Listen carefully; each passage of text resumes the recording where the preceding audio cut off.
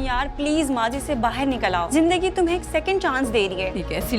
मुस्कान रज़ा से बहुत ज़्यादा मोहब्बत करती थी, इसी वजह से वो रज़ा को नहीं बुला पा रही। तो उसकी दोस्त कहती है कि अगर ज़ाविया तुम्हें अपनाना चाहता है, तुम्हें खुशियाँ देना चाहता है, तो तुम इन खुशियों से क्यों मुंह मोड़ रही हो।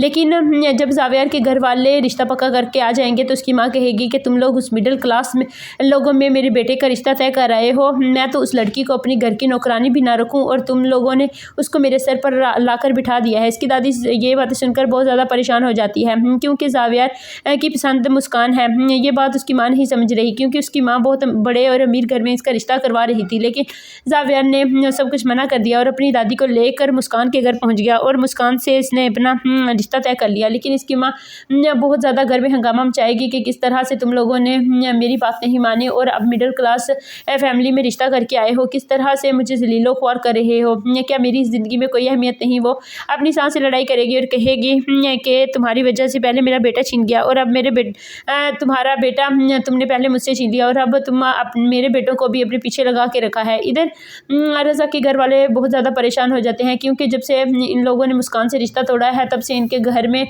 तो जैसे नहुसत ने इनका घर ही देख लिया है। किस तरह से एक से बढ़कर एक मुसीबतें इनके घर में आ रही हैं, कभी रज़ा की बीवी की, कभी रज़ा की और कभी इनकी बेटी मदीहा की। तो इसके वालिदैन बहुत ज़्यादा परेशान हो जाते हैं कि किस तरह से हमारे घर में तो मुसीबतों ने मुँह ही कर लिया है, ना जाने का नाम लेती हैं। और किस तरह से सुंबल और रज़ा में भी बहुत ज़्यादा दूरियां पैदा होती जा रही हैं, क्योंकि रज़ा सुंबल को दिल से कबूल नहीं कर पा रहा। वो अपने घर वालों के कहने पर इससे शादी तो कर ली है, लेकिन वो इसे अपने दिल में ना जगह दे रहा है और ना ही इसके बारे में सोचता है। वो भी हर टाइम मुस्कान के बारे में सोचता रहता है और मुस्कान से वो पागलों की तरह मोहब्बत करता था।